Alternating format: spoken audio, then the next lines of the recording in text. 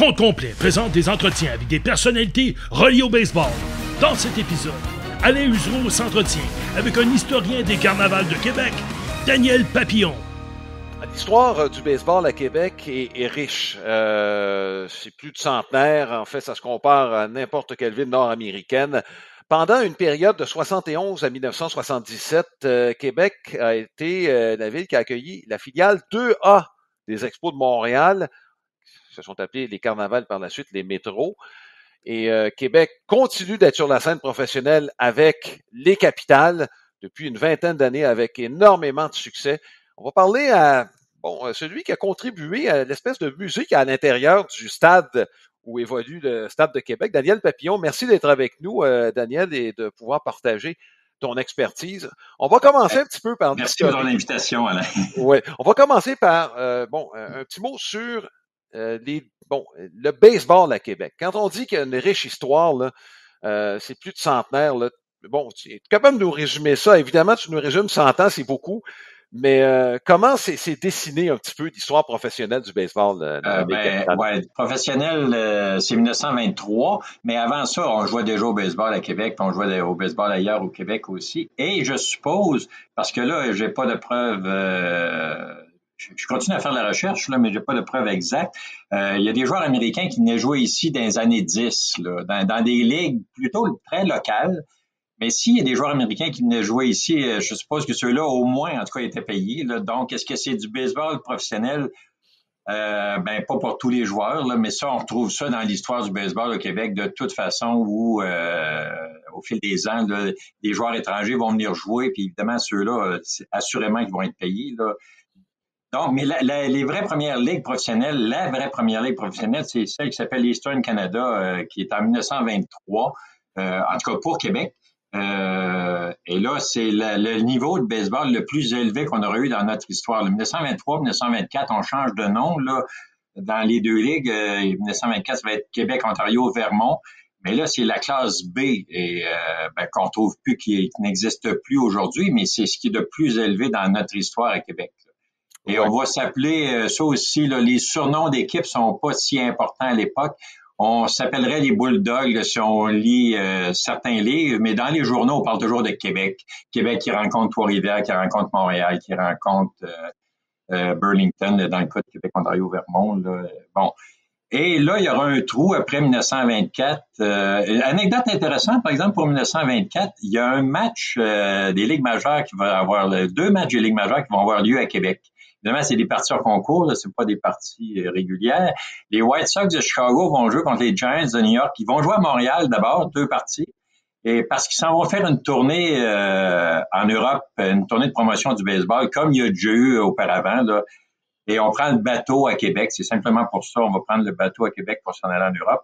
Donc, deux matchs à Montréal, deux matchs à Québec par la suite.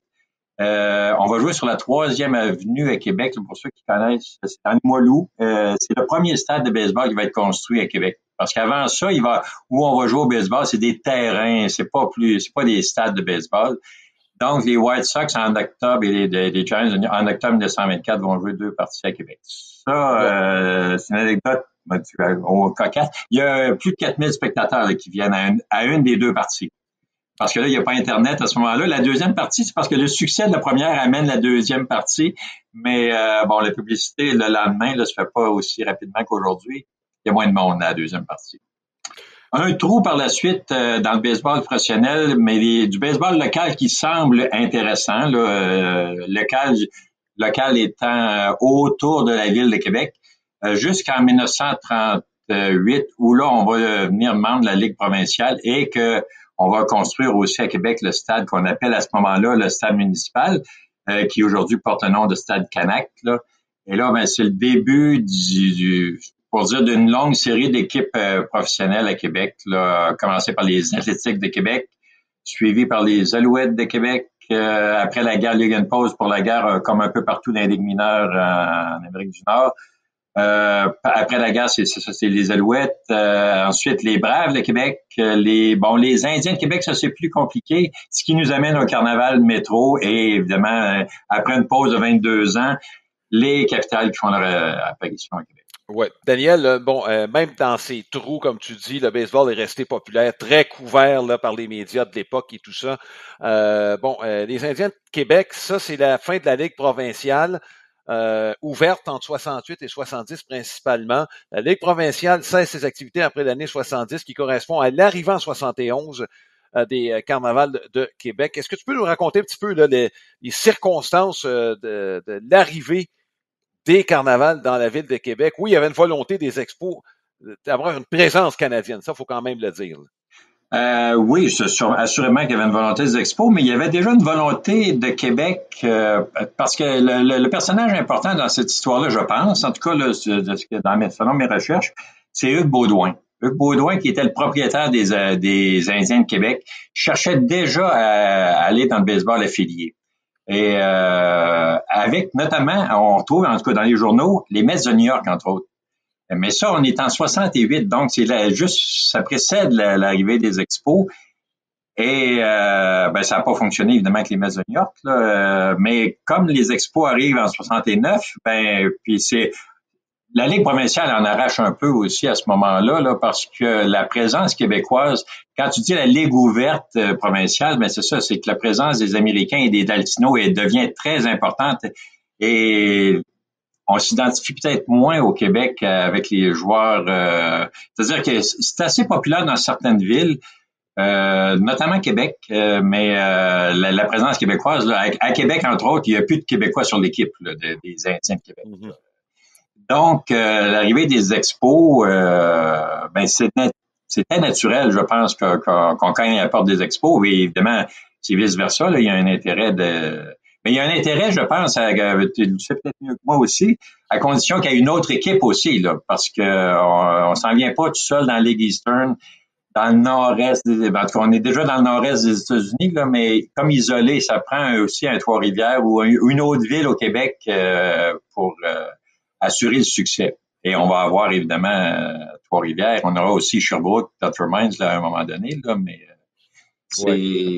c'est Hugues Baudouin qui porte ça sur ses épaules, disons, et qui va investir passablement d'argent. Oui, sur l'arrivée de ce qui était à l'origine des carnavals de Québec. Sur le terrain, c'est quand même un succès cette première année. Des carnavals. Gus Triandos est le gérant de la formation. C'est son dernier emploi dans le monde du baseball. Ça s'est pas très bien passé sur le plan de la discipline avec Gus Niarchos. Niarchos. Oui, c'est ça. Triandos existe, effectivement. Oui, effectivement. C'est Gus Niarchos. C'est son dernier emploi dans le baseball. Comme je le mentionnais, ce sont des circonstances qui sont particulières. Pour avoir parlé à quelques joueurs qui ont joué au sein de cette équipe-là. C'est une équipe qui est très, très jeune, avec une organisation très jeune. Je regardais la rotation des partants, Daniel. Les Expos ont repêché seulement à partir de 68 un petit peu, mais c'est 69 vraiment qui est la première année. Donc, il y a très peu de joueurs qui ont du vécu dans le baseball professionnel qui se retrouvent au niveau 2A. Donc, il y a un manque de profondeur au sein de l'organisation. Ça a apparu surtout dans la deuxième moitié de cette première saison. Mais globalement, c'est un succès cette première année. Oui, c'est un succès au niveau de la foule. Je pense que, beaucoup plus tard, 50 ans plus tard, on peut dire que la cédule de la Ligue Eastern n'est peut-être pas bien adaptée à la ville de Québec, là, ou en tout cas à cause de sa longueur. Parce que la grande différence entre les capitales aujourd'hui et les carnavals de cette époque-là, on attirait, en tout cas certaines saisons, les carnavals ont attiré autant que les capitales, peut-être pas cette année, là, parce que là, c'est vraiment un grand succès cette année. Mais autant, mais en plus de soirées. Donc, les débuts de saison, le 12 avril ou autour de, là, c'est pas nécessairement la meilleure soirée pour aller au stade à Québec. Là, je veux dire, à l'ouverture, il y avait du monde. Le lendemain, il y en avait déjà pas mal moins. C'est peut-être le même phénomène qu'à Montréal aussi. Là, aux expos, la soirée d'ouverture, il y avait du monde, mais les semaines suivantes, c'est un petit peu moins, là. Je peux dire, Daniel, pour avoir parlé à certains Floridiens qui ont joué à Québec pendant ces années-là, ils n'avaient jamais vécu quelque chose d'aussi froid dans leur vie. Écoute, on a vu de la neige à certaines soirées, là, je veux dire. Oui, absolument. Bon, après la première année, on assiste à l'arrivée de Carl Keel. Et Carl Keel a quand même eu de bonnes saisons avec l'équipe. En fait, il a été gérant des Expos pendant une courte période. C'est un style qui était peut-être pas adapté au baseball majeur, mais il a quand même été là pour des années importantes de l'organisation. Ben, deux bonnes saisons, c'est-à-dire deux bonnes saisons. Là. La première année, je vais peut-être mentionner juste 3 noms là, qui finalement ressortiront un peu de plus tard. Là. C'est Pepe Frias, Pepe Mangual et Bombo Rivera étaient dans la première édition des carnavals, qui eux, c'est des noms qu'on va retrouver dans l'histoire des expos et du baseball. Parce que Bombo Rivera va jouer ailleurs notamment, là. Même Pepe Frias aussi. Oui, Calquil arrive et la première saison, on avait eu 64 victoires. On va en avoir 72 dans la deuxième saison. C'est quand même une progression intéressante. Et là, il y a des noms, plusieurs noms intéressants dans l'alignement aussi, notamment Joe Gilbert, Barry Foote, Larry Lintz, Baylor Moore, Dale Murray, Tony Scott, Dan Wharton, Jerry White. C'est des noms que j'ai retenus là. Parce qu'au total, dans l'histoire des carnavals métro, il y a 50 joueurs qui atteindront les majeurs. Là. C'est quand même un bon succès là, pour les expos. Là, parce que 50 sur 7 ans, là, c'est bien, en tout cas, pour atteindre les majeurs. C'est un excellent ratio compte tenu qu'à cette époque-là, les joueurs qui, gravissaient les échelons un par un. Donc, ça veut dire passaient une saison complète au niveau 3A. Oui. C'était assez rare qu'on passait du niveau 2A au niveau majeur. Il y a Larry Parrish qui l'a fait. On peut dire presque dans le cas d'André Dawson, qui est un cas assez particulier, Daniel. Je ne sais pas si tu peux nous en parler. Là, mais en 75, on avait promis aux gens de Québec qu'André Dawson passerait la saison complète. En fait, c'est en 76. En 76, en 76, on avait promis aux dirigeants de l'équipe qu'André Dawson passerait la saison complète avec l'équipe. Oui, puis finalement, il a joué 40 parties. Et bon, évidemment, Dawson a brûlé les étapes. Là, il a connu du succès partout. À Québec aussi, là, 40 parties, 8 coups de circuit, 27 points produits, 357 de moyenne. Évidemment, comme voltigeur. Là, les plans ont changé avec son rendement, Daniel. Là. Oui, c'est ça, c'est évidemment. Et peut-être aussi, 76... c'était pas la meilleure année des expos non plus, là, évidemment. Ouais. Je pense qu'on cherchait des vedettes et on construisait autour d'un noyau de jeunes aussi, là. Bon, les bonnes années vont venir pas longtemps après ça, les bonnes années des expos. Là, mais Daniel, ils sont tous passés par Québec, là. On parle des 5 là, qui ont formé le cœur de l'équipe, c'est-à-dire les Carter, les 3 voltigeurs, Dawson, Cromartie, Valentine, Larry Parrish, ils sont tous passés par Québec avec avec Steve Rogers. Steve Rogers est passé par Québec. Rogers est passé par Québec aussi, évidemment. C'est l'autre génération, pas l'autre génération, mais c'est les suivants, là, les Reigns, Galarraga, tout ça, eux autres n'ont pas passé par Québec. Mais oui, effectivement, ils sont tous passés par Québec. Dan Chatterbush aussi, des gens qui ont eu un peu moins de succès, mais des noms qui auront aussi servi à l'occasion pour des échanges. Là. Je pense à Bill Atkinson qui est passé par Québec aussi. Donc, Tony Bernazard qui est passé par Québec à cette époque-là aussi. Là. C'est Steve Radzer même que. Oui. Il y en a plein. Larry Lintz, que je viens de mentionner, 96 buts volés à Québec. C'est un record de la Ligue Eastern à l'époque. C'est un record. On avait fait une promotion, il avait été arrêté par des policiers, évidemment en blague, là, mais 96 buts volés avec une moyenne de 226. Il y avait eu 110 buts sur balle cette année-là. Oui. Au cours de ces années, il y a eu un mariage sur le terrain. Oui. Ed Creech, qui a marié une Madame Delaney, si je me trompe pas, là, en 73, c'est 73 ou 74, je pense que c'est 73. Ed Creech, qui a joué longtemps à Québec, qui était longtemps dans l'organisation des expos aussi. Je pense que tu peux retrouver, là, je sais qu'on a déjà parlé d'Ed Creech, là, avec les Giants, où il était dépisteur dans plusieurs organisations, je pense. Il a gagné la Série mondiale avec les Giants. Les Giants, OK. Oui. Mais oui, lui, son succès avec son mariage a été de courte durée, je pense. Là, il est plus avec la dame en question. Mais un autre qui s'est marié à Québec aussi, mais qui est pas au stade parce que celui d'Ed Creech était effectivement sur le terrain, là, le mariage d'Ed Creech. Mais c'est Cromartie aussi a marié une Québécoise pure laine, une Madame Ringuette. Là, Carole. Bon. Et je sais qu'ils sont encore, bon, ils sont plus ensemble, les autres non plus, mais ils étaient en bon terme parce que j'ai recroisé Cromartie au stade, puis elle était présente, il était avec sa belle-sœur, justement. Ben, ils sont parents d'enfants, là, ils ont eu des parents Ah, ensemble. oui, c'est ça.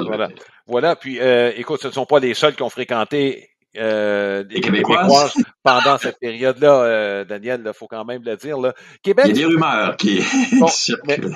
Mais Daniel, c'était un environnement quand même particulier pour la simple et bonne raison. Tu regardes l'ensemble des villes qui composaient la Ligue Eastern et on peut dire la même chose aujourd'hui.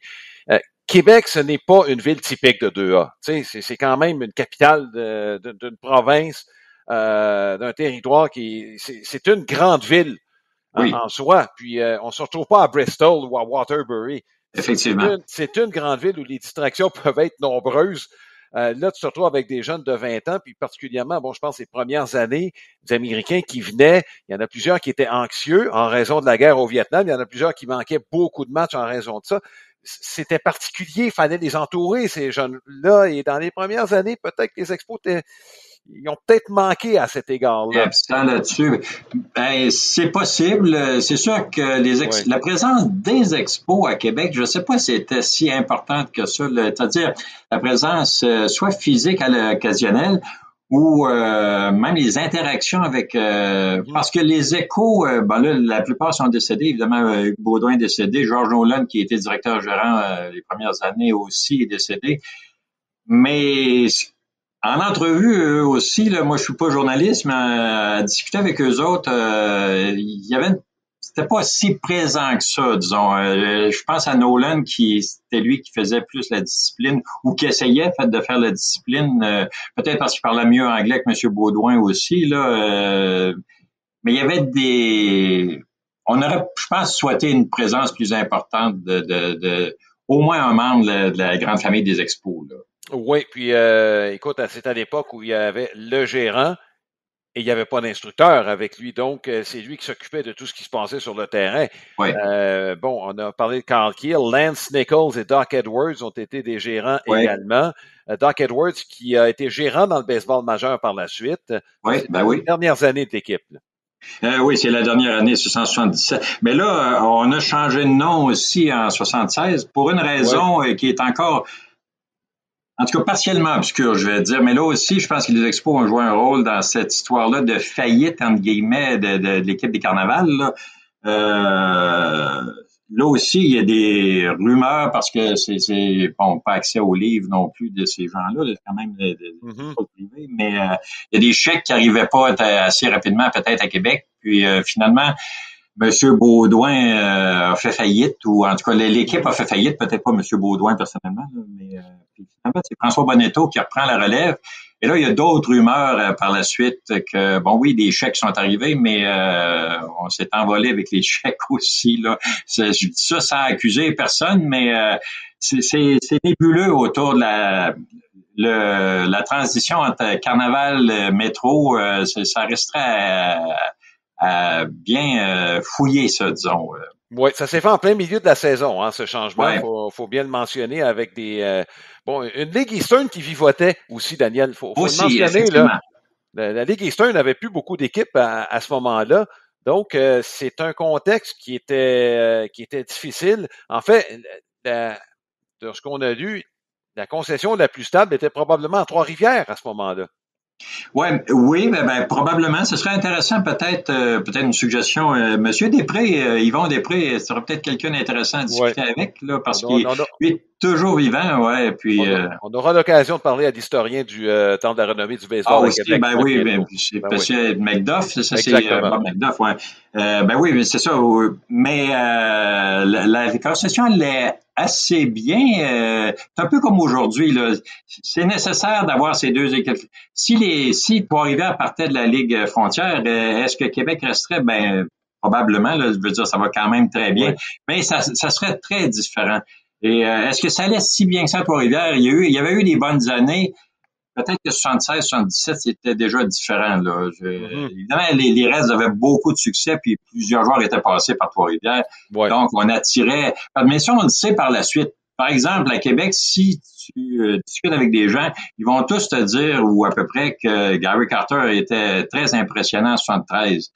Je sais pas si à ce moment-là, mais c'est par la suite qu'on dit, ah oui, Carter était là en 73. Je pense qu'il y a eu une bonne saison, mais à ce moment-là, Carter n'était quand même pas encore une vedette non plus en 73. Oui. En fait, en fouillant un peu, les 2 meilleures saisons offensives de l'histoire des carnavals métro, c'était Warren Cromartie et Pepe Mangual. Bon. C'était les 2 meilleures saisons. Et au Monticule, je pense qu'on peut parler de la saison de 20 victoires de Gerald Hannes. Oui, c'est le premier de l'organisation des expos, effectivement. Là. Oui, puis avec une belle moyenne de points mérités en plus, là, 2,39, 20 victoires, 6 défaites. Effectivement, c'est assez...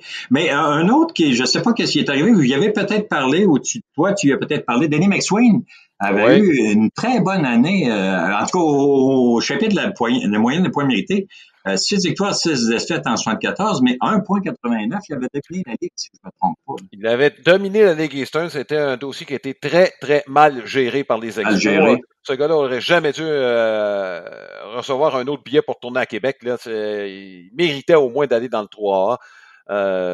Et non seulement ça, mais en plus, compte tenu qu'il était québécois, il aurait dû, à mon sens, profiter d'un traitement de faveur de la haute organisation qui, comme tu le mentionnes, Daniel, avec une moyenne de points mérités semblable, il aurait dû graduer un peu plus haut. Denis McSween, effectivement, là, qui a eu une saison de rêve avec les carnavals de Québec. Donc, tu as parlé des fins de saison. On s'est rendu en série une fois. 74, je me trompe. En 74, du côté des carnavals de Québec, en l'espace de 7 ans. Comme on le mentionnait, c'était une jeune organisation. Ça prend 5 ans habituellement avant de mettre sur pied tout notre réseau de filiales. 5 ans à partir de la première année. Tu te retrouves en 1974. Donc, c'est pas un hasard. C'est à peu près ces années-là où on a fait des séries. On a été plus compétitifs. Là. Cette année-là, est-ce qu'on peut dire que c'était une année spéciale? Là? C'est vraiment été la meilleure édition de l'histoire des carnavals métro? Là? En chiffres, non, c'est pas. En nombre de victoires, c'est pas la meilleure année. 76, il y en a 2 de plus. Mais je veux dire, ça, regarde, deux. C'est probablement la meilleure année au niveau des joueurs, par exemple. Oui, avec ceux qui s'en viennent. Je pense que oui. C'est ça, le Atkinson, Cromartie est là. Terry Humphrey, qui à l'époque était un espoir, là, évidemment, ça n'a pas été un grand succès. Parrish, Valentine. Plodinek aussi, là, c'est un nom qu'on a oublié, mais 14 victoires, 5 défaites cette année-là. Là, je veux dire, bon, c'est et Danny McSween aussi. Et probablement quelques autres là, que j'ai pas pris en note parce qu'ils revenaient de l'année précédente aussi. Là. Mais oui, c'est... Mais je voudrais dire un mot sur l'année 73 et sur Carl Kiel que tu as nommé. J'ai entendu des commentaires très positifs de Gary Carter. J'ai eu l'occasion d'aller à un événement public, là, évidemment, à Cooperstown, sur les receveurs. Carter était un des 3 receveurs invités. Et à Cooperstown, il n'était pas à Québec, a parlé de Carl Kiel et de sa bonne influence de l'année 73 à Québec qu'il y a eu de Carl Kiel pour apprendre le métier de receveur, parce qu'on oublie parfois que Carter n'était pas un receveur quand il était... Pêché, était plutôt un joueur d'avant-champ, qui a appris beaucoup, et il l'a mentionné à Cooperstown, et ça m'avait frappé parce que, justement parce qu'il n'était pas à Québec. Quand il est venu à Québec en 1999 faire une promotion pour les Capitales, bon, c'est sûr qu'on parle toujours plus en bien dans la ville où on est, là, mais là, en étant à Cooperstown, ça m'avait frappé. Là. Il ne savait pas qu'il y avait nécessairement du monde de Québec qui était présent cette journée-là. Là. Et je me suis dit, puis Carl Kiel, qui n'était pas un ancien receveur, et il en a parlé en bien au niveau de l'apprentissage que Kiel lui a apporté. Là. Oui, il travaillait beaucoup, Carl Kiel. Il travaillait sur plusieurs aspects. Il y a même un livre sur l'aspect mental là, du baseball qui a été coécrit là, par Carl Kiel. Dernière année, 77. Comme je le mentionnais, il n'y a pas juste les carnavals, c'est une ligue qui vivotait, même qu'il y avait un risque que la ligue au complet tombe. C'est terminé pour les carnavals de Québec, là, la filiale qui déménage à Memphis. Qui est Trois-Rivières qui quittent en même temps, donc tout ça est arrivé en même temps. Est-ce que c'était un départ annoncé là, du côté des carnavals de Québec, là, compte tenu peut-être que la fièvre du baseball, je ne sais pas, est-ce que tu es en mesure de de nous dire un peu ce qui s'est Pas passé, si bien. Là, je vais te raconter plus. Raconter, ça va être plus parce qu'en 77, on va dire mon âge là, c'est la fin de mon adolescence. Je suis né à 59. Là, donc j'allais au carnaval. Effectivement, il y avait moins d'engouement à ce moment-là. En tout cas, mais j'étais trop jeune aussi pour peut-être bien saisir l'ensemble du portrait du baseball. Là. Mais il y avait moins d'engouement, ça c'était clair. Là. Non, c'était clair, effectivement, c'était clair. Avril et septembre, là, c'est 2 mois, je reviens à mon histoire de la cédule. Là. Avril et septembre, c'est 2 mois difficiles pour le baseball. Aujourd'hui, on termine à mi-septembre. Là. Les séries vont se faire... les capitales terminent dimanche prochain, là, le 1er septembre, et les séries vont être terminées le 15 à peu près. Là. Donc, puis là, en série, déjà, on attire plus de monde. En tout cas, les grands succès des carnavals, c'est au niveau des promotions. Le carnaval métro, c'est au niveau des promotions. Il y a eu du monde au stade là, à certains moments. 7000 spectateurs à coupe d'occasion, là, ce qu'on ne voit plus aujourd'hui. Là.